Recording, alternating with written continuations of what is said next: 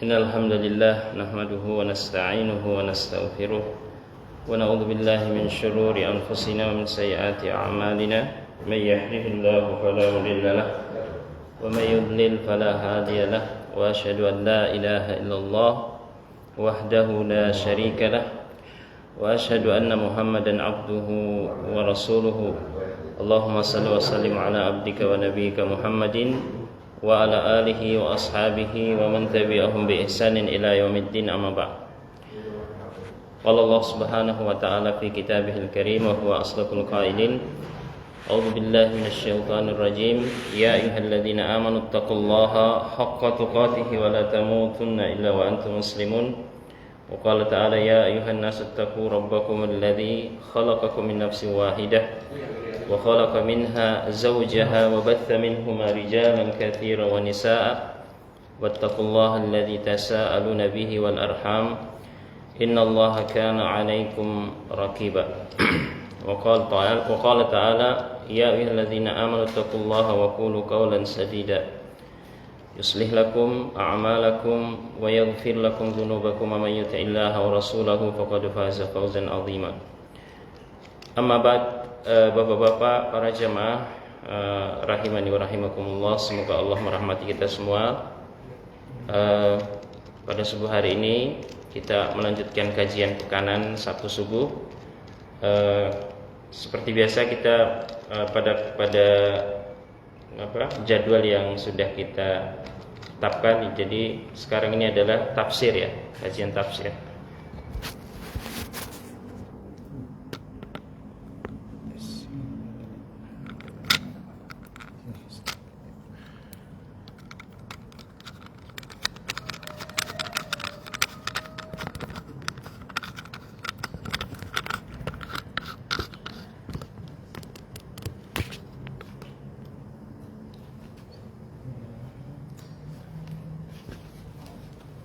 Ya. Sekarang tafsir mungkin bisa diambil mungkin mushafnya Al-Qur'an.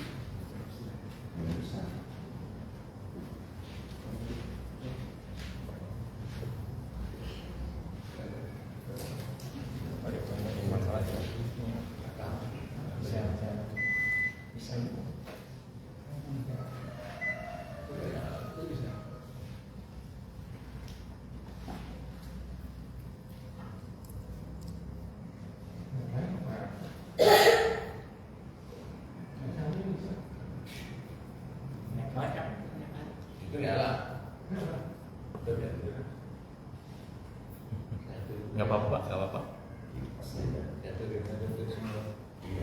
Iya.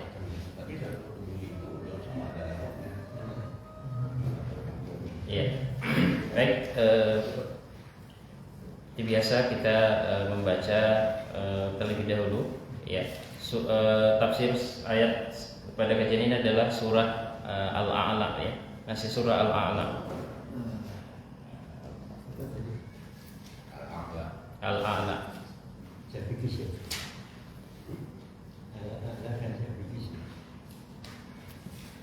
Sabbih isma rabbikal a'la.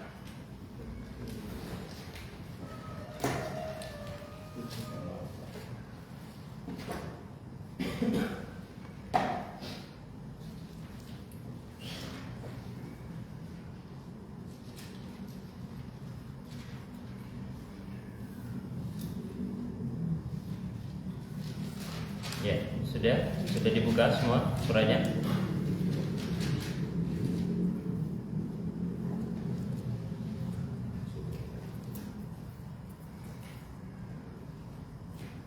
Baik, saya akan baca, Bapak-bapak silakan mengikuti ya. Sambil kita betulkan bacaan kita. أعوذ بالله من الشيطان الرجيم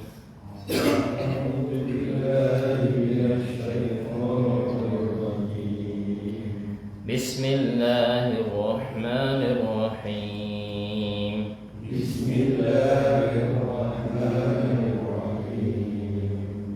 سبح اسم ربك الأعلى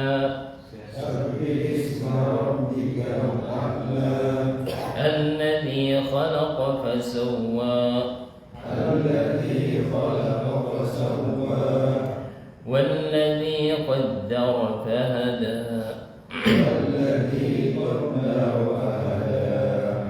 والذي أخرج المرعى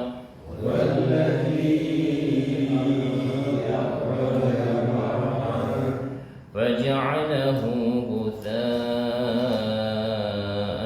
أحوى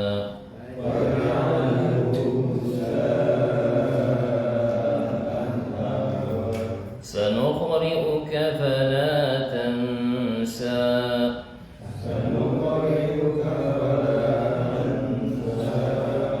إلا ما شاء الله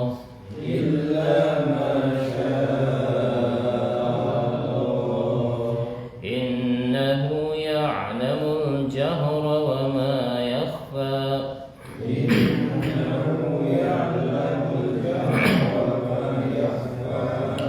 ونيسرك لليسرى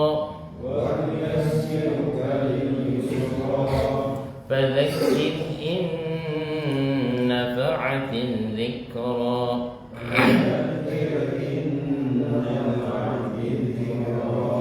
سيذكر من يخشى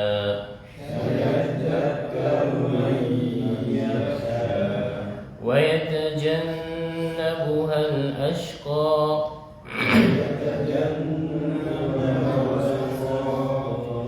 الذي يصلى النار الكبرى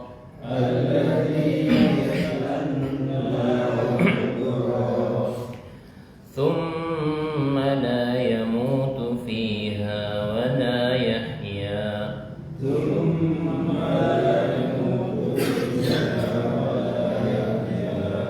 قد أفلح من تزكى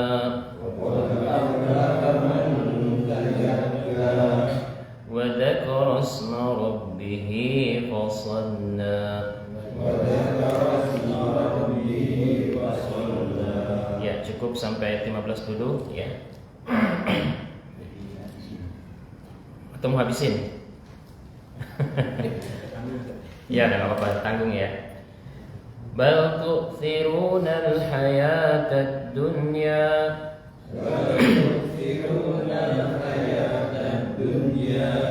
wal akhiratu khairun wa abqa.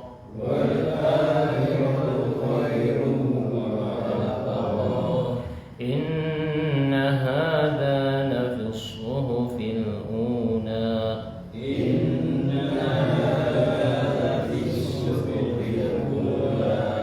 صحف إبراهيم وموسى.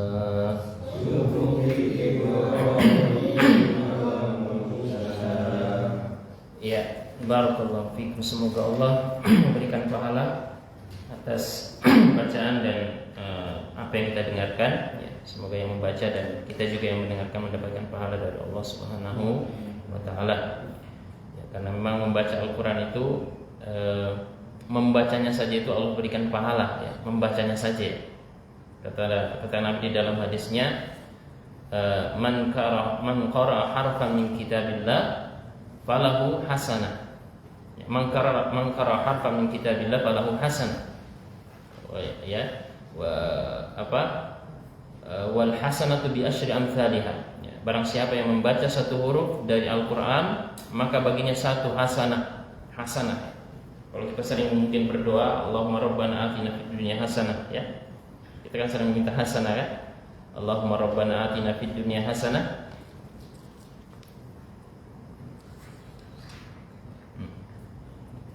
wa fil akhirati hasanah, dan juga kita meminta kepada Allah di kehidupan akhirat hasanah, ya, hasanah. Ya, kalau kita membaca Al-Quran, Allah berikan hasanah, ya, kebaikan, ya. Dan Allah lipat gandakan 10 satu hasanah menjadi 10 hasanah, 10 pahala, 10 kebaikan. Kata Nabi, wala aqulu alif lam mim harf. Saya tidak mengatakan, kata Nabi, alif lam mim itu satu huruf. Walakin alifun harf, wa lamun harf, wa mim harf. Tapi alif itu satu huruf, lam satu huruf, mim satu huruf. Jadi boleh kita bayangkan kalau kita baca tadi, ya, berapa huruf tadi yang kita baca. Itu kalau memang betul-betul hati kita ikhlas, ya, dan kita niatkan itu ibadah, ya, itu berpahala, ya. Karena setiap hari kita berusaha mencari pahala kebaikan. Kita datang ke masjid mushola ini memang untuk mencari pahala, ya, sholat. Dan kita tahu bahwa hadir di sholat subuh berjamaah, Nabi sebutkan bahwa seolah-olah telah sholat malam, ya, sholat semalam suntuk, ya. Jadi kalau orang sholat isya berjamaah itu sama dengan sholat setengah malam, ya. Tapi kalau sholat subuh secara berjamaah, maka Nabi umpamakan dengan dia sholat malam suntuk, ya. Itu keutamaan sholat subuh secara berjamaah. Dan Allah sebutkan lagi di dalam Al-Quran, ya, Inna Qur'an al-fajri kana mashhuda, ya. Sesungguhnya bacaan di waktu subuh itu disaksikan oleh para malaikat, ya. Sholat subuh, ketika imam membaca ayat, ya, di dalam sholat, itu malaikat menyaksikan, melaporkan kepada Allah Subhanahu Wa Taala, ya. Ya, jadi ini keutamaan sholat membaca Al-Quran. Belum lagi, ya, hadir di majelis ilmu, ya. Nabi menyebutkan di dalam hadisnya, majtama'a qaumun fi baitin min buyutillah yatluna kitaballah wa yatadarasunahu fima bainahum illa nazalat alaihimus sakinah wa ghashiyatuhumur rahmah wa khaffathumul malaikah wa zakarahumullahu fiman indah. Barang siapa suatu kaum, sekumpulan orang, ya, duduk di rumah-rumah Allah. Ini rumah Allah ini, mushola, masjid, ya. Kemudian dia membaca Al-Quran, kitabullah, ya. Kemudian saling belajar tentang Al-Quran, mempelajari isi Al-Quran, mentadabburi ayat Al-Quran. Apa kata Nabi? Kecuali akan turun kepadanya sakinah, ketenangan, ya, sakinah. Kalau kita tahu, kalau biasanya kita mencari sakinah di keluarga, kan, keluarga sakinah, mawaddah, warahmah. Salah satu bentuk untuk mendapatkan sakinah hadir di majelis ilmu, majelis ta'lim. Karena Nabi menjamin, nazalat alaihimus sakinah, turun sakinah. Ya, orang hadir di majelis ilmu ketika pulang nanti ke keluarga dijamin akan mendapatkan sakinah di keluarganya. Karena Rasulullah menjamin, nazalat alaihimus sakinah wa ghashiyatuhumur rahmah. Rahmat Allah akan meliputinya. Ya, rahmat Allah, ya. Karena apa? Ada orang tidak dirahmati Allah Subhanahu Wa Taala, Bapak dan para jamaah sekalian. Ya. Kalau kita lepas dari rahmat Allah, itu betul-betul adalah kecelakaan dan kerugian di dunia. Ya. Jauh dari rahmat Allah, itu berarti orang mafhum mukhalafahnya kalau dalam istilah ulama, berarti dia dibenci dan dimurkai oleh Allah. Kalau jauh dari rahmat Allah Subhanahu Wa Taala. Kita hidup di dunia untuk mencari rahmat dan ridha Allah Subhanahu Wa Taala. Kalau kita jauh dari rahmat Allah, itu artinya kita dibenci dan dimurkai oleh Allah Subhanahu Wa Taala. Kemudian apa kata Nabi sallallahu alaihi wasallam? Wa khaffathumul malaikah. Ya. Malaikat hadir. Ya, mungkin pandangan manusia kita ini tidak bisa melihat makhluk yang bernama malaikat. Tapi yakin dan harus yakin, karena ini berita dari Nabi sallallahu alaihi wasallam, bahwa malaikat itu hadir di setiap majelis ilmu yang dibacakan Al-Quran, dipelajari Al-Quran. Pasti malaikat hadir, walaupun kita tidak lihat.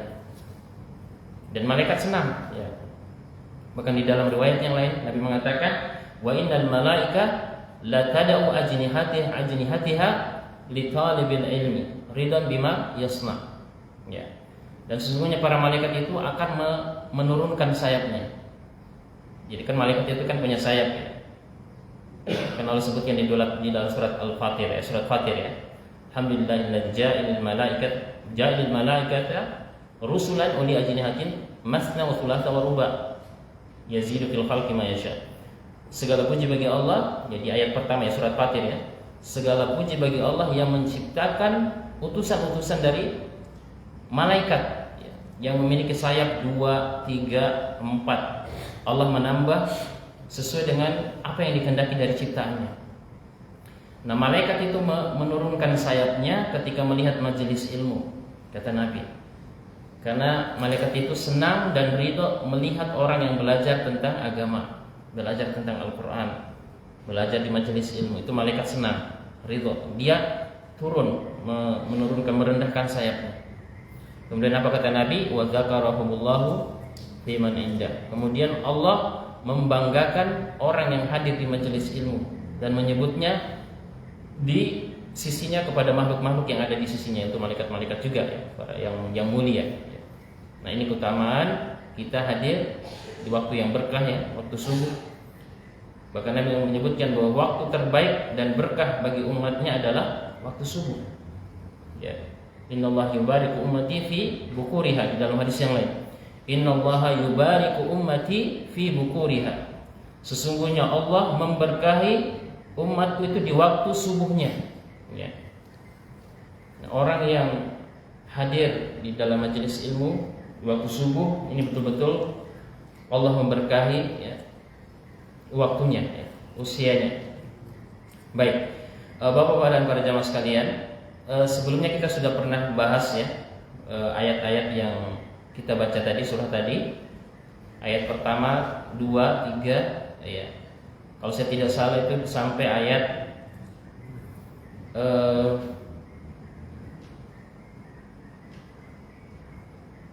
Sanuqri'uka fala tansa. Ini sih sudah pernah bahas ya, terakhir kalau saya tidak salah ingat ya. Sanuqri'uka fala tansa. Maka kami akan membacakan kepadamu wahai Muhammad sehingga engkau tidak akan lupa. Ya, tidak akan lupa. Ya. Pernah saya sebutkan, kalau saya tidak salah ingat, bahwa lupa di sini ada 2 makna ya, disebutkan oleh para ulama. Ya. Kira-kira masih ada yang ingat nggak? Kayaknya udah lama banget ya. Tafsir satu bulan. Ada 2 makna tentang lupa di sini. Jadi Allah mengatakan kepada nabinya, kami akan membacakan kepadamu wahai Muhammad Al-Quran sehingga engkau tidak akan lupa. Nah, para ulama tafsir menyebutkan makna lupa atau nisyan atau falatansa ada 2 di sini. Ada yang bisa tebak? Kalau nggak ingat tebak aja.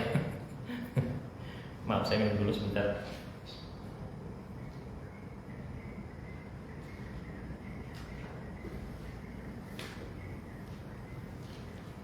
Tidak ada ya? Kayaknya agak lama ya. Udah lama banget. Ya, Bapak-bapak dan para jamaah sekalian, lupa di sini makna yang disebutkan oleh para ulama tafsir ada 2 ya. Yang pertama adalah an-nisyan, yang kedua adalah at-tarku. Nisyan dan at-tarku. Jadi maknanya adalah kami akan membacakan kepadamu wahai Muhammad Al-Quran ini agar engkau tidak lupa. Pendapat yang pertama dari ulama tafsir mengatakan adalah an-nisyan. Jadi kami akan membacakan kepadamu Al-Quran ini akan meresap ke dadamu dan engkau tidak akan lupa. Ya, tidak akan lupa. Jadi memang di dalam Islam, Bapak-bapak dan para jamaah, ilmu itu harus dihafal. Ilmu harus dihafal. Makanya saya sebutkan di pertemuan sebelumnya, para ulama itu melatih keluarganya, terutama anak-anak itu untuk menghafal Al-Quran terlebih dahulu. Ya, menghafal Al-Quran. Itulah ilmu. Tingkatan ilmu di dalam Islam itu pertama adalah menghafal. Ya. Kemudian menghafal di sini, ya, ini ada metode yang Allah ajarkan. Ya. Di dalam surah Al-Qiyamah Allah berfirman, ini terkait tentang masalah pendapat yang pertama tentang an-nisyan ya. La tuharrik lisanaka lita'jala bi. Inna alaina jam'ahu wa qur'ana. Surat Al-Qiyamah ya. Maka jangan engkau tergesa-gesa menggerakkan lisan wahai Muhammad untuk menghafalnya, untuk menguasai Al-Quran. Ya, karena Nabi kan manusia biasa ya.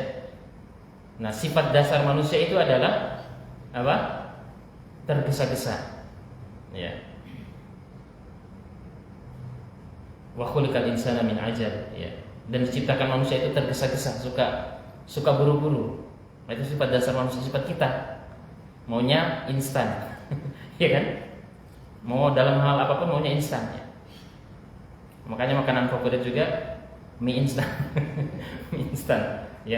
Pengen cepat. Pengen langsung jadi. Ya. Nah, salah satu bentuk yang Allah ajarkan yaitu jangan tergesa-gesa. Karena Nabi menyebutkan juga ya, al-istijal min syaitan, ya kamu sallallahu. Ketergesa-gesaan itu adalah dari syaitan. Nah, kalau di dalam itu ada menghafal Al-Quran, perlu kita untuk ada namanya at-ta'ni, ya, bertahap ya, atau mutadarrijah, ya, mahlan-mahlan, ya, pelan-pelan, bertahap, ya. Ada sebagian orang, bapak dan para jemaah, itu ingin langsung dalam satu momen langsung ingin menguasai secepatnya, ya. Makanya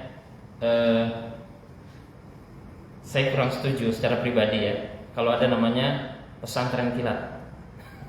Pernah dengar pesantren kilat? Ya. Atau sanlat ya. Kenapa? Karena ini seolah-olah bahwa agama itu sesuatu yang apa istilahnya, bisa diramu, diformula untuk bisa cepat diambil gitu, ditanamkan dalam waktu yang singkat. Sebenarnya Bapak dan para jemaah, di dalam konsep pendidikan agama Islam itu perlu tahapan dan perlu waktu, butuh waktu. Ya. Makanya Al-Quran itu diturunkan secara perlahan-lahan, tidak sekaligus, ya kan? Kepada Nabi itu Al-Quran itu turun per ayat, ya, perlahan-lahan dalam setiap momen kesempatan, ya, sampai Nabi berusia lanjut baru Al-Quran itu selesai, ya. Karena memang penanaman metode pendidikan, nilai-nilai kebaikan itu harus bertahap, tidak bisa instan, tidak bisa Pak. Makanya seorang pendidik itu harus bersabar menghadapi orang yang akan diajari, yang dididik. Tidak bisa dalam satu hari, seminggu udah langsung jadi, nggak bisa. Apalagi manusia, objeknya. Manusia itu banyak maunya, banyak seleranya, beda seleranya. Penyikapan juga berbeda. Ya. Makanya seorang guru ataukah dosen ya, ketika melihat murid atau mahasiswa, ya dia tidak bisa memaksakan langsung semuanya mahasiswa harus sesuai keinginannya, tidak bisa dalam waktu singkat, tidak bisa. Nah ini metode yang Allah ajarkan ya. Sanuqri'uka fala tansa. Kami akan membacakan Al-Quran kepada Muhammad supaya engkau tidak lupa. Dan ingat Bapak dan para jamaah sekalian, Al-Quran ini adalah salah satu kitab suci yang mudah untuk dihafal. Ya kan? Tidak ada satu kitab suci yang ada di dunia lebih mudah dari Al-Quran untuk dihafal. Bahkan 30 juz ya lengkap ya. Titik harakatnya semua dihafal. Bisa dihafal. Mau anak-anak, remaja, orang tua bisa menghafal. Apa kata Allah Subhanahu wa taala? Allah menjamin ya. Walaqad yassarnal Qur'ana lidzikri fahal mim mudzakir. Ya, di dalam surat Al-Qamar ya kalau tidak salah ya. Sungguh kami mudahkan Al-Quran ini untuk diingat, dihafal. Maka adakah ya orang yang mau menghafalnya? Ini ajakan dari Allah Subhanahu wa taala untuk kita menghafal Al-Quran. Sekali lagi, tahapan ilmu di dalam Islam adalah menghafal terlebih dahulu. Menghafal. Ya, itu konsepnya, menghafal. Nah, Bapak-bapak dan para jamaah sekalian, itu pengertian yang tafsiran yang pertama tentang lupa ya, an-nisyan. Kemudian ulama menjelaskan bahwa pendapat yang kedua An-nisyan atau lupa di sini maksudnya adalah at-tarku, meninggalkan. At-tarku atau meninggalkan. Jadi maksudnya adalah kami akan membacakan Al-Quran kepadamu wahai Muhammad agar engkau tidak meninggalkannya, agar engkau tidak lalai dengan Al-Quran. Itu maksudnya. Ini pendapat ulama tafsir yang kedua. Ya. Banyak orang membaca Al-Quran, tapi mohon maaf dia tidak mengamalkan isi Al-Quran. Iya kan? Banyak orang mungkin menghatamkan Al-Quran, ya, tapi sayang sekali akhlak, perilaku, ucapannya jauh dari nilai-nilai Al-Quran. Ya, makanya Nabi SAW menyebutkan, ya, atau mengadu kepada Allah Subhanahu Wa Taala tentang kondisi sebagian dari umatnya itu menyepelekan Al-Quran. Menyepelekan Al-Quran. Nabi Muhammad SAW mengatakan, yang diabadikan di dalam Al-Quran, ya. Wa qala Rasul, ya Rabbi inna qaumi ittakhadhu hadzal Qur'ana mahjura.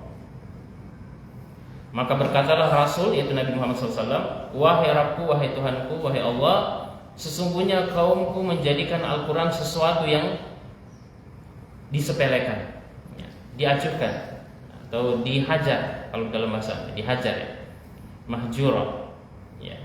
Nah, Imam Ibnu Qayyim, salah seorang ulama, ya, beliau rahimahullah mengatakan bahwa tingkatan menghajar atau menyepelekan Al-Quran itu ada beberapa tingkatan. Ya, ini sudah pernah saya sebutkan, ya. Ada orang membaca tingkatan yang paling bawah, yang paling buruk, yaitu tidak mau sama sekali membaca Al-Quran. Nah, ini banyak sekali di masyarakat kita. Iya, jangankan untuk membaca Al-Quran, sholat saja mungkin masih lalai, bolong-bolong, ya. Masih syukur kalau mau sholat. Tapi KTP-nya masih Islam, ya. Dia mengaku Islam, tapi nggak mau sholat berjamaah, ya. Apalagi membaca Al-Quran, ya. Ini tingkatan yang paling rendah dan ini yang paling buruk, kata Imam Ibnu Qayyim. Tidak mau sama sekali membaca Al-Quran, tidak mau dekat dengan Al-Quran, ya. Apalagi baru-baru mau dekat majelis ilmu, majelis taklim. Iya. Nah, makanya ada seorang sahabat Nabi bernama Abu Darda, ya, radhiyallahu anhu. Beliau mengatakan, kun aliman au muta'alliman au muhibban au muhibban au mustami'an, ya, au mustami'an au muhibban, wala takun khamisan fatuhlak, ya. Kata beliau, di dunia ini, selama kau hidup di dunia, jadilah orang yang berilmu. Jadilah sebagai seorang berilmu, ulama, kiai, ustadz. Walaupun kita mungkin tidak bisa semuanya seperti menjadi kiai, menjadi ulama, menjadi ustadz, kita turun ke tahapan kedua, yaitu muta'alliman, orang yang mau belajar, ya, belajar, ya. Kalau kita tidak bisa jadi ulama, memang berat juga jadi ulama. Berat, ya. Kalau ulama, bapak-bapak dan para jemaah, itu betul-betul menghabiskan hidupnya untuk mempelajari agama, ya. Dan itu tidak semua orang bisa, ya. Kalau kita lihat perjalanan ulama, ya, kan ulama itu ada berbagai disiplin ilmu, ya. Ada ulama tafsir, ada ulama hadis, ada ulama fikih, macam-macam, ya. Ulama hadis, kalau kita lihat sejarah perjalanan hidup beliau-beliau yang menjadi ulama hadis, itu kita mungkin akan geleng-geleng kepala, ya. Sampai betul-betul hidupnya, ya. Bahkan ada ulama yang tidak sempat menikah gara-gara mempelajari hadis, meneliti hadis. Yang alhamdulillah sampai hari ini kita menikmati hadis Nabi. Kita bisa membayangkan bagaimana Nabi hidup di masa dulu. Kan itu jasanya para ulama hadis. Dan itu mereka ada yang tidak menikah gara-gara meneliti hadis, mempelajari hadis, ya. Makanya ada sebuah kitab namanya Al-Ulama Al-Uzzab Atharuna al-ilmu ala az-zawaj, ya. Kalau kurang lebih judulnya seperti itu ya. Al-ulama al-uzzab atharuna al-ilma ala az-zawaj. Ya. Kumpulan ulama-ulama yang tidak menikah, ya. Kalau bahasa kita jomblo, itu mendahulukan ilmu tentang hadis dan yang lain daripada menikah. Ya. Seperti Ibnu Taimiyah, Imam An-Nawawi kalau tidak salah juga termasuk ya. Beberapa ulama yang lain ya. Mereka tidak menikah. Ya. Tapi wallahu alam beberapa ulama mengatakan bahwa mereka juga memiliki budak ya, budak wanita. Tapi tidak menikah, tidak sempat menikah. Ya. Nah, kalau kita memang tidak bisa mencapai level ulama, minimal kita menjadi orang yang kedua lagi.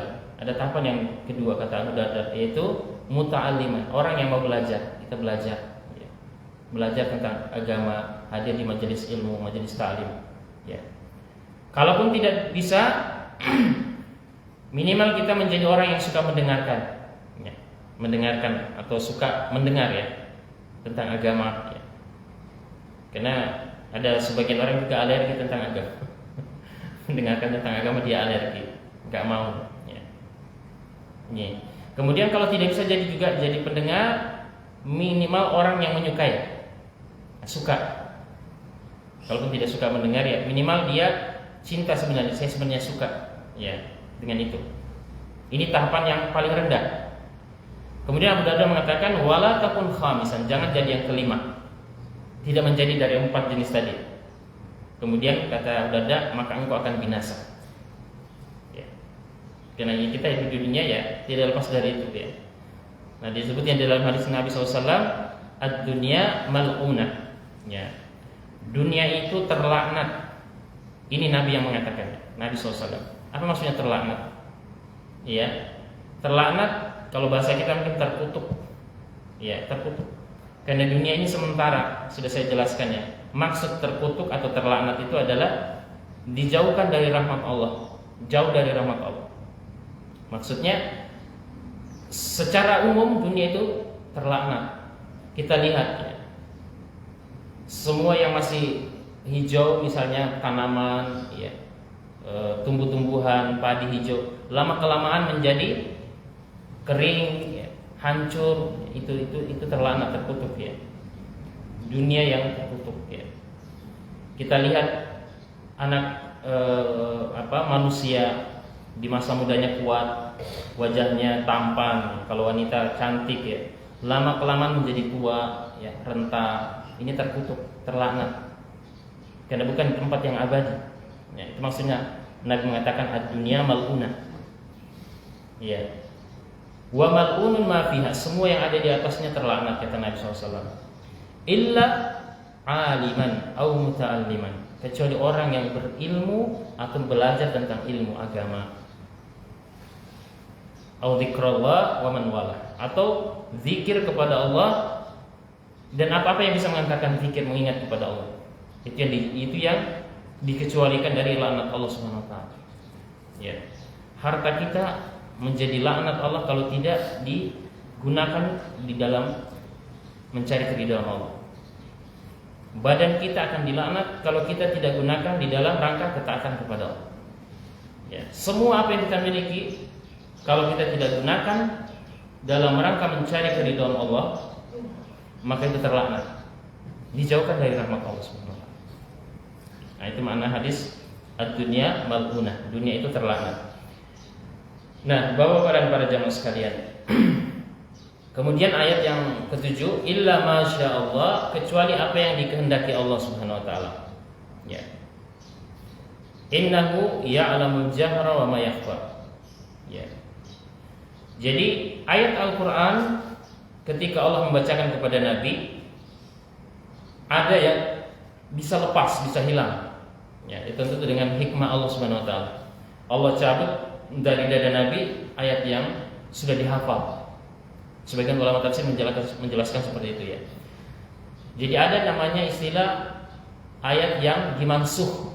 Ya, kalau dalam istilah ulama mansuh itu dihilangkan. Ya. Dulu ada ayat yang dihafal oleh Rasulullah, kemudian Allah cabut. Ya. Ini Allah jelaskan di dalam Al-Qur'an. Ma nansakh min ayatin aw nunsiha na'ti bi khairin minha aw mithliha. Apa yang ayat yang kami hilangkan, hapus dari dadamu wahai Muhammad, ya, nanti akan kami datangkan ayat yang lebih baik. Para ulama tafsir menjelaskan, maksudnya bahwa dulu Nabi ya sallallahu alaihi wasallam pernah menghafal ayat-ayat Al-Qur'an, kemudian ayat Allah hilangkan dari dadanya lagi. Karena Allah mansukh. Ya. Ma nansakh min ayatin aw nunsiha na'ti bi khairin minha aw mithliha. Ya. Jadi tentu dengan segala hikmah ya. Dan memang ada di dalam kaidah nasikh wa mansukh ya. Ada hukum-hukum dari agama itu dihilangkan. Dulu berlaku, sekarang dihilangkan, dimansukhkan. Ya. Nah, Bapak dan para jamaah sekalian, kecuali apa yang dikehendaki Allah, ya. Apa yang dikehendaki Allah. Karena memang di dalam hukum-hukum agama, ya, tentu membawa hikmah, ya. Ada terkadang aturan-aturan agama, ya, mungkin dalam pandangan kita itu tidak sesuai dengan ekspektasi kita, harapan kita, perasaan kita. Ya. Tapi sekali lagi aturan agama akan membawa hikmah, baik yang kita paham ataupun tidak kita paham. Ya. Sudah pernah kita berikan contoh, misalnya aturan tentang warisan. Ya. Warisan, ya, sebagian orang mengatakan tidak adil di dalam Islam pembagian warisannya. Laki-laki dapat 2 bagian, wanita 1 bagian. Mana letak keadilannya? Ya. Padahal itu aturan agama. Al-Quran sendiri mengatur, ya, Allah sendiri menuangkan aturan itu di dalam Al-Quran. Ya. Lidzakari mithlu hadzil unthayain. Bagi laki-laki itu mendapatkan 2 bagian ukuran wanita, ya. Lidzakari mithlu hadzil unthayain. Ya. Laki-laki mendapat 2 bagian, wanita 1 bagian warisan. Mungkin hikmahnya kita bisa paham ataupun kita tidak bisa paham, ya. Mungkin salah satu hikmahnya adalah karena laki-laki itu adalah tulang punggung keluarga. Ya kan? Laki-laki perlu berusaha, perlu ada modal. Makanya Allah menetapkan 2 bagian warisan. Karena dia harus berusaha menafkahi keluarga. Beda dengan wanita, ya. Wanita itu adalah dinafkahi oleh walinya, suaminya, ayahnya. Itu tanggung jawab dari walinya. Sehingga disitulah salah satu hikmahnya, wallahu alam, Allah memberikan laki-laki 2 bagian warisan, perempuan 1 bagian. Ya. Ada aturan-aturan agama yang mungkin kita tidak bisa paham hikmahnya. Ya. Ya, contoh yang pernah saya berikan juga yaitu jumlah rakaat sholat. Kalau sholat subuh 2 rakaat, ya. Sholat duhur 4 rakaat. Ya, kalau kita timbang pakai perasaan, ekspektasi, ini sebenarnya kurang cocok, ya. Kalau subuh itu harusnya kita banyak bergerak, olahraga, ya kan? Karena habis tidur, ya. Ya setidaknya subuh itu ya 4 rakaat lah, ya.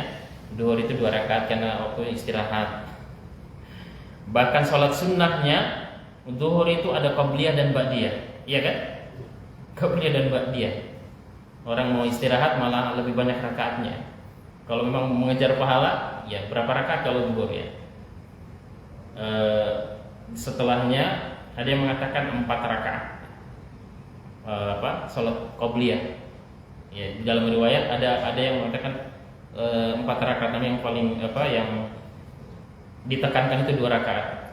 Tapi kalau menambah 4 rakaat, di dalam riwayat yang lain 4 rakaat sebelum zuhur, ya. Setelah zuhur berapa? Ada juga yang mengatakan 4 rakaat. Jadi kalau digabungkan berapa rakaatnya itu? 4 2 rakaat waktu istirahat. Tidak, ini Allah memberikan aturan dan Rasul itu memberikan aturan tentang agama. Bagi orang yang beriman, aturan-aturan ini akan dijalankan. Sami'na wa ata'na. Itu jawaban orang beriman. Innama qaulul mu'minina idza du'u ila Allah wa rasulihi ayaqulu sami'na wa ata'na. Ya. Sesungguhnya perkataan orang yang beriman ketika diajak untuk mengikuti aturan-aturan agama oleh Allah dan Rasulnya, maka dia mengatakan, kami dengar ya Allah, kami taat. Ya, kami dengar ya Allah, kami taat. Ya. Nah, Bapak-bapak dan para jamaah sekalian, ini prinsip orang beriman ya. Kemudian Allah Subhanahu wa taala berfirman lagi, innahu ya'lamul jahra wa ma yakhfa.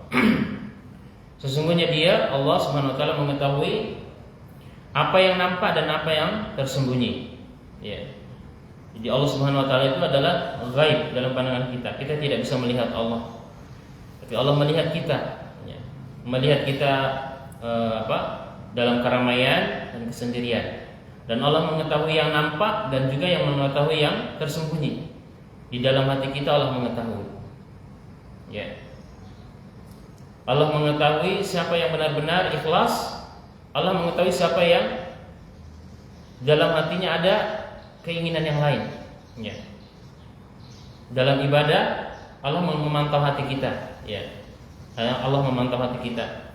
Dalam jamaah sholat misalnya, itu Allah melihat satu persatu kita niatnya. Apa niatnya? Nah, kita sedang beribadah juga sebenarnya berjuang, Bapak-bapak para jemaah. Berjuang melawan penyakit-penyakit hati ya. Kalau dalam bahasan kita ada sesi membahas kitab Islahil Qulub ya, memperbaiki hati. Nah, kita beribadah itu sedang berjuang sebenarnya. Berjuang juga ya. Karena hati kita juga beribadah hati ya. Melawan riya, melawan berbagai pikiran yang menghalangi khusyuk ya. Karena mohon maaf, ada orang sholat ya, dari awal sampai akhir yang dia ingat itu bukan sholat sebenarnya. Ada Pak ya, itu Nabi sebutkan di dalam hadisnya. Makanya Nabi menyebutkan bahwa ada orang sholat yang ia dapatkan dari bagian sholatnya itu hanya setengahnya saja ya. Kalau misalnya dalam sholat subuh, mungkin rakaat pertama dia masih khusyuk, rakaat kedua ingatannya sudah kemana-mana, bukan lagi di masjid, bukan lagi di musola, tempat lain. Itu bisa terjadi. Ada Nabi mengatakan lagi, ada yang mendapatkan bagian dari sholatnya itu adalah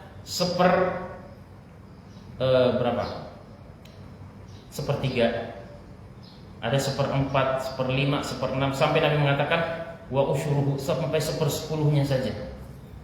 Dalam sebuah hadis yang Nabi menyebutkan ya. Kenapa? Karena dia tidak melawan hatinya. Ya, maksudnya tidak membentengi hatinya dari penyakit-penyakit yang menghalangi dia khusyuk di dalam ibadah. Ya. Dan itu setan berusaha mengganggu kita, bawaan para jamaah. Ketika kita beribadah, jangan disangka bahwa kita berada di masjid mushola, setan tidak menggoda kita, tetap. Mereka setan itu menggoda. Ya. Diingatkan ini, ya. Kunci motor tadi di mana? Kunci rumah tadi di mana? Akhirnya teringat semua ketika sholat ya. Padahal sebenarnya tadi waktu jalan ke masjid dia nggak ingat apa-apa kan? Dia cuma fokus untuk sholat. Pas sholat ya, beribadah, semua masalah dunia teringat semua, diingatkan. Ingat ini, ingat makanan ya, ingat nanti mau kemana ya setelah sholat subuh. Iya. Sampai-sampai ya para ulama ada yang sempat berkelakar ya, bercanda ya, mengatakan kalau engkau lupa barang taruh di mana, coba sholat. Coba sholat, nanti keingat. Nanti keingat di mana taruhnya tadi ya, kuncinya. Ya. Nah ini bapak-bapak para jamaah sekalian. Kemudian Allah berfirman lagi ya di surat di ayat yang ke-8, wa nuyassiruka lil yusra. Ya. Wa nuyassiruka lil yusra. Dan kami mudahkan kepada Muhammad untuk ya, kami berikan taufik kepada Muhammad untuk mendapatkan kemudahan dalam agama ini. Ya. Nah, memang kita tahu bahwa agama Islam adalah agama yang mudah, ya. Agama yang sam'a, ya, yusr. Yuridullahu bikumul yusra wa la yuridu bikumul usra. Kami menginginkan kepadamu agama yang mudah dan kami tidak menghendaki kepadamu agama yang sulit ya. itu agama Islam ya. Jadi tidak benar kalau dikatakan bahwa agama Islam itu agama yang berat ya. Agama yang mengekang ya, tidak ya. Bahkan Allah menghendaki kemudahan ya. Seperti Allah mengatakan ya, Nabi mengatakan tentang aturan salat ya. Shalli qa'iman fa illam tastati fa qa'idan fa illam tastati fa 'ala jam ya. Salatlah kalian dalam keadaan berdiri ya. Kalau engkau tidak mampu, duduk. Kalau tidak mampu juga, berbaring. Ini kemudahan dalam agama Islam ya. Berpuasa ya. Apakah puasa harus dipaksakan? Tidak. Kalau tidak sanggup, sakit ya, jangan berpuasa ya. Kalau misalnya dalam keadaan safar, boleh tidak berpuasa. Maksudnya safar yang memberatkan ya. Boleh kita tidak berpuasa, nanti puasa diganti hari-hari yang lainnya. Diqadha namanya. Ini kemudahan di dalam agama Islam. Ya. Beda dengan agama-agama sebelumnya. Ya.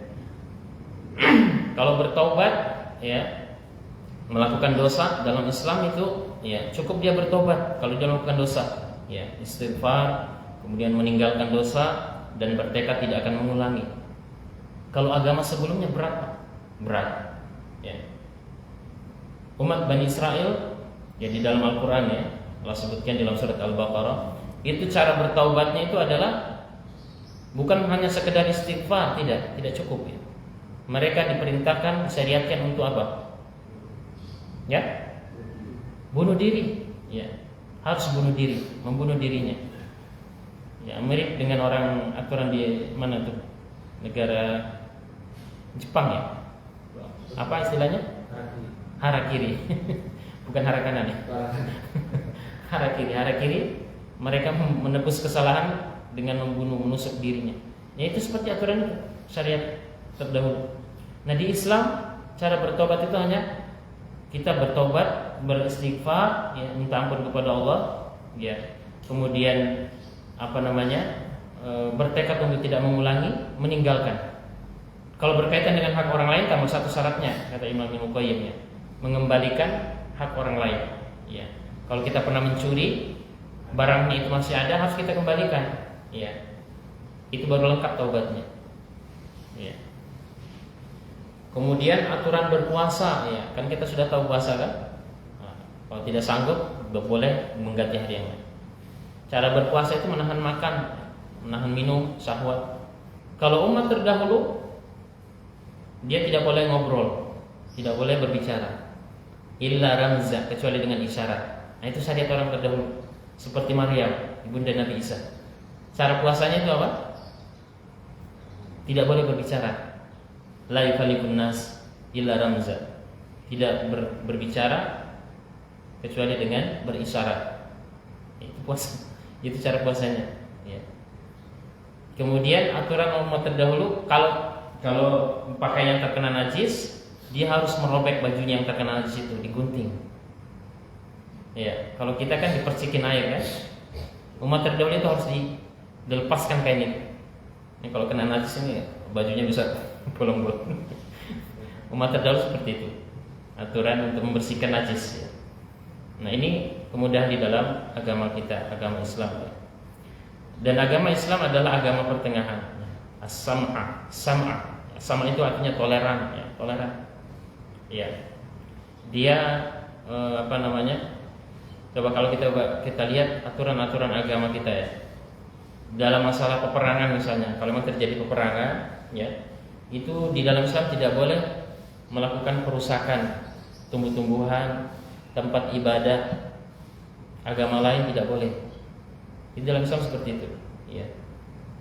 Kemudian tidak boleh merusak jenazah atau mayat orang, manusia, tidak boleh.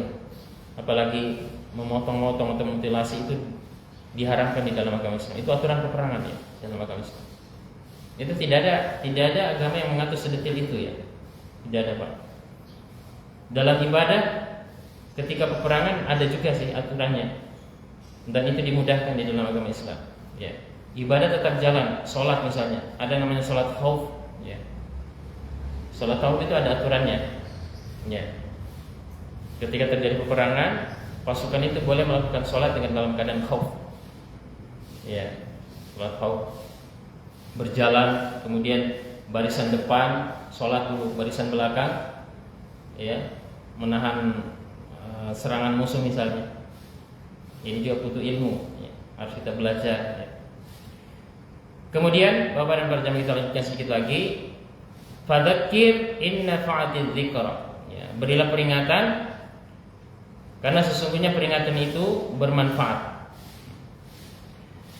Secara tekstual Bapak-bapak dan para jamaah, kalau kita perhatikan ayat ini, fadzakir in nafa'atiz dzikra, berilah peringatan. Ini bisa dimaknai apabila ya. Mungkin kalau kita lihat terjemahan di berbagai mushaf ya, itu artinya fadzakir, maka berikan peringatan Muhammad karena sesungguhnya peringatan itu memberikan manfaat. Tapi kalau kita perhatikan secara tekstual dari ayat ini, maksudnya adalah kita terjemahkan, berilah peringatan apabila peringatan itu bermanfaat. Jika ya. In kana lahu, jika baginya ya, bermanfaat.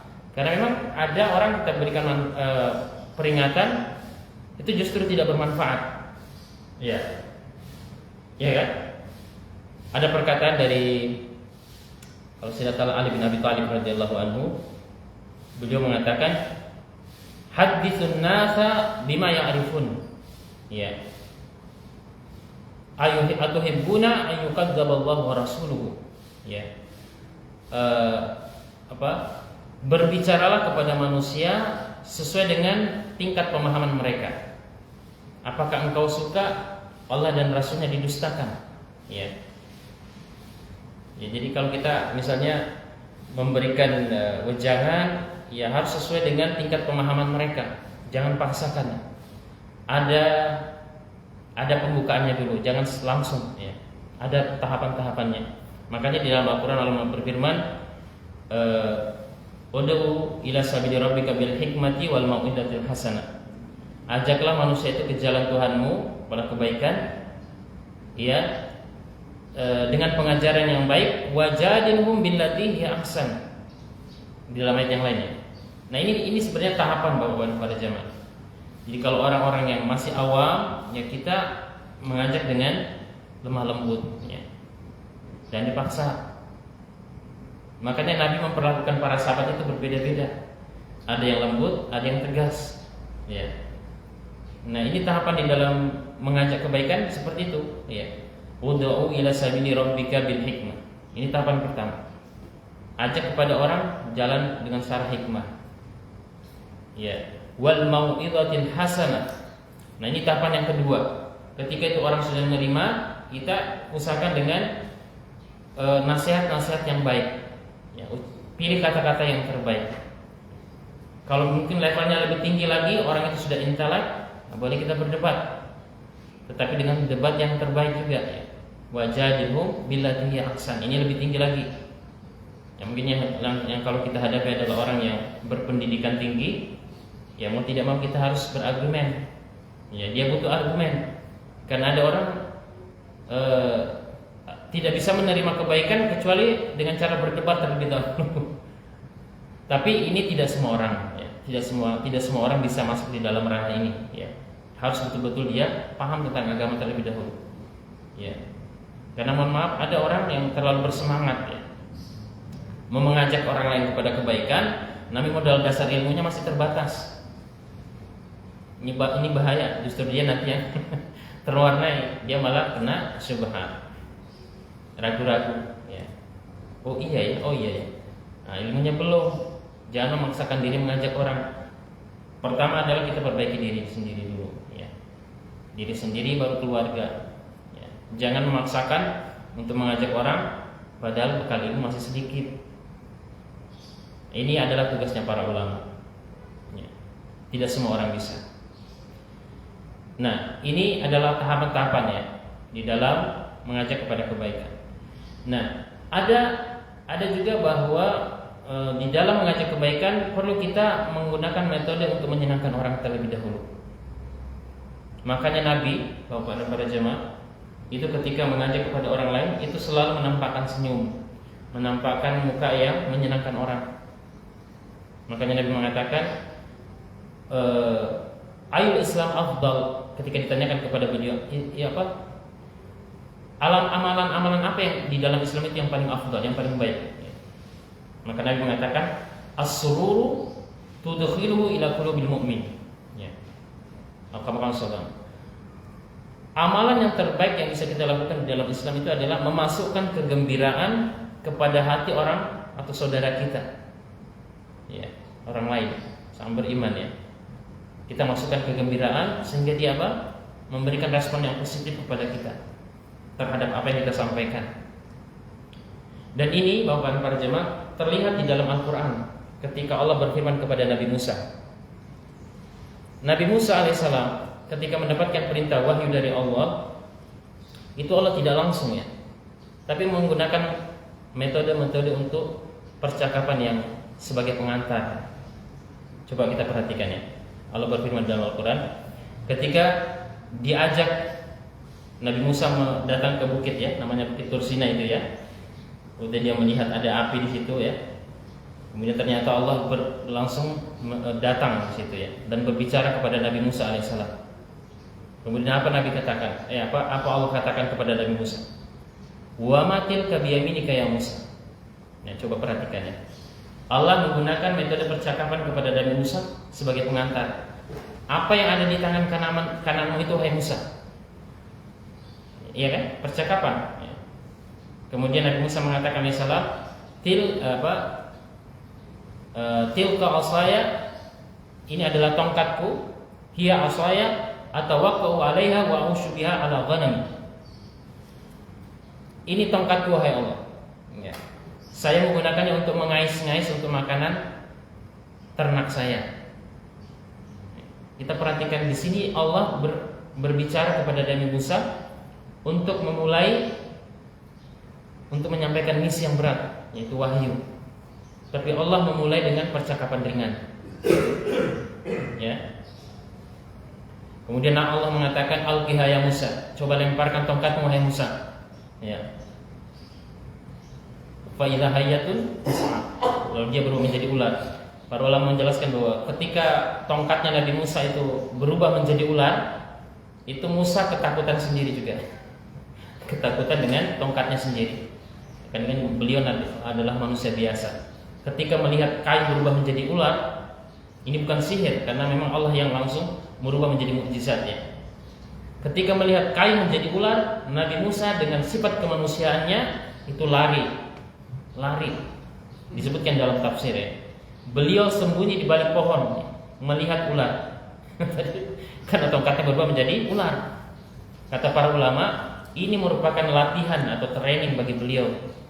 Sebelum apa? Sebelum dia menghadapi Firaun dan pembesarnya, supaya terbiasa. Soalnya kalau dia yang ketakutan sendiri repot. Sampai di kerajaannya Firaun, dia ketakutan sendiri dengan tongkatnya berubah jadi ular. Makanya Allah mentraining, kata para ulama, membiasakan diri agar ketika memegang tongkatnya itu, ketika berubah menjadi ular dia tidak takut. Ya. Makanya ketika berhadapan dengan para tukang sihir Firaun, Nabi Musa itu sudah tidak terbiasa lagi. Sudah terbiasa ya. Lemparkan tongkatnya berubah jadi ular, dia tidak takut lagi. Dia sadari bahwa ular itu adalah perintah Allah. Ular yang berubah dari tongkatnya itu adalah mukjizat dari Allah. Nah, ini tahapan-tahapan ketika kita memberikan pengajaran kebaikan. Mungkin orang pertama sulit untuk menerima, Pak. Ya. Karena Allah mengatakan, "Fadzakir in nafa'ati dzikra." Berikan peringatan karena peringatan itu bermanfaat. Tapi kalau tidak bermanfaat, kata pendapat yang mengatakan bahwa kalau itu bermanfaat maka berikan. Ya. Ada orang mau diberikan peringatan atau tidak sama saja. Karena Allah mengatakan dalam Al-Qur'an ini, innal ladzina kafaru sawa'un 'alaihim a anzartahum am lam tunzirhum la yu'minun. Ya. Orang-orang yang ingkar durhaka sama saja ya. Engkau beri peringatan atau tidak, sama saja tidak ada gunanya. Yang jadi pertanyaan, Kalau begitu kita berhenti atau tidak memberikan wejangan? Berhenti atau lanjut? Lanjut. Lanjut memberikan nasihatnya. Jangan disangka bahwa kalau misalnya ada anggota keluarga kita enggan menerima, ya udah, nggak usah. Ya jangan lagi nasihatnya, nggak ada gunanya. Jangan Pak, jangan. Karena hidayah boleh jadi ya datang secara tiba-tiba. Ya, jangan disangka bahwa orang yang memberikan ceramah otomatis yang di depannya langsung terima, tidak. Mungkin ya di depan ustadz dia tidak menerima, tapi boleh jadi teman dekatnya nasihat kalimat ringan tiba-tiba langsung hatinya kena. Itu bisa terjadi Pak. Ya, ucapannya biasa-biasa aja. Misalnya dia orangnya tidak sholat, ya tidak pernah sholat. Terus teman dekatnya sholat, ya. Ustadz yang biasa ceramah sampai mulutnya udah kering, busa, tidak terima. Teman yang datang deketin, ya, yuk sholat yuk. Ini ngapain kita juga ini kalau nggak sholat? Hatinya tiba-tiba langsung terkena, ya. Iya ya. Ternyata ustadz kalah dari teman dekatnya yang ilmunya sedikit. Bisa terjadi seperti itu Pak. Hidayah itu datang kapan saja, ya. Jangan disangka bahwa orang yang bisa memberikan hidayah itu orang yang, karena memang bukan yang memberikan hidayah itu cuma Allah, ya, bukan kita. Bukan orang yang ilmunya sudah S3 yang patut bisa memberikan hidayah. Ya, memang tidak bisa memberikan hidayah. Yang memberikan hidayah adalah Allah Subhanahu wa taala.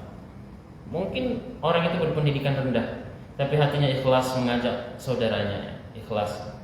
Kita sholat, ya. Yuk kita ke majelis ilmu belajar. Ya mungkin kalimat sederhana itu menyentuh hatinya dan itu dia langsung berpengaruh dan berubah. Bisa terjadi. Ya. Innallaha la yughayyiru ma biqaumin hatta yughayyiru ma bi anfusihim. Dan itu berawal dari cara kita, ya. Cara kita mengajak orang lain. Ya.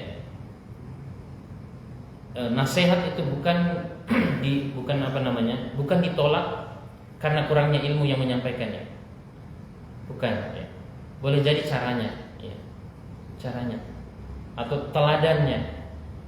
Dia terlalu banyak ngomong tapi tidak ada contohnya, ya. Berat juga orang mengikuti. Dia tidak bisa, dia tidak melakukan. Ya. Ada seorang ayah, ya, mengajarkan anaknya untuk jangan mohon maaf merokok misalnya. Nah, jangan mengikuti ayah, ya. Dia sambil merokok. Jangan ngikutin ayah. Ini adalah kebiasaan yang tidak baik buat kesehatan. Sambil menghembuskan asap rokok. Ya, ini keteladanan yang perlu. Keteladanan sikap kita, ya, ini akan menjadi memiliki efek atau pengaruh yang kuat bagi orang yang kita ajak. Nah, ini Bapak dan para jamaah, ya. Mungkin kita cukupkan dulu, ya. Kayaknya para jamaah semuanya khusyuk. Saya tidak tahu khusyuk atau ada yang dipikirkan di tempat lainnya. Mudah-mudahan sedikit ini bisa bermanfaat, ya. Memang mempelajari Al-Quran ini butuh, ya, keikhlasan, ya, dan fokus, ya. Tapi jangan khawatir Pak, semua apa yang kita lakukan dan yang tetap kita hadir di sini akan berpahala insyaallah, ya, memberikan pahala di sisi Allah Subhanahu wa taala. Allah memberikan pahala buat kita. Baik, kita cukupkan dulu, ya, sampai ayat yang ke-9, ya. Insyaallah kita lanjutkan ayat ke-10 dan ayat seterusnya. Demikian, yang lebih kurangnya saya mohon dimaafkan. Apa yang benar datangnya dari Allah Subhanahu wa taala, apa yang kurang dan salah keliru adalah waswas syaitan. Allah dan Rasulnya terlepas dari hal tersebut. Dan semoga Allah mengampuni dosa kita dan menunjuki kita jalan kebaikan dan bisa mengamalkan. Demikian, hadanallahu iyyakum ajma'in. Wassallallahu ala nabiyina Muhammad wa ala alihi washabihi ajma'in. Saya persilakan, mungkin ada yang mau bertanya. Kalau ada tafadhol.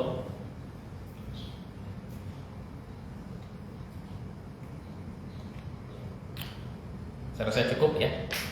Baik, kita cukupkan, ya. Semoga Allah Subhanahu wa taala menguatkan istiqamah kita, memberikan kita hidayah untuk tetap berusaha mempelajari ilmu dan mengamalkannya di dalam kehidupan kita sehari-hari. Allahumma inna nas'aluka al-huda wat tuqa wal afafa wal ghina Allahumma ati nufusana taqwaha wa zakkiha anta khairu man zakkaha anta waliyuha wa maulaha. Allahumma ya muqallibal qulub tsabbit qulubana ala dinik wa ya musarrifal qulub sarrif qulubana ala taatik. Allahumma rabbana la tuzigh qulubana ba'da idh hadaitana wa hab lana min ladunka rahmah innaka antal wahhab. Allahumma rabbana atina fid dunya hasanah wa fil akhirati hasanah wa qina adzabannar. Sallallahu ala nabiyyina Muhammadin wa ala alihi washabbihi ajmain. Subhana rabbika rabbil izzati amma yasifun wa salamun alal mursalin. Walhamdulillahi rabbil alamin. Subhanakallahumma wa bihamdik asyhadu an la ilaha illa anta astaghfiruka wa atubu ilaik.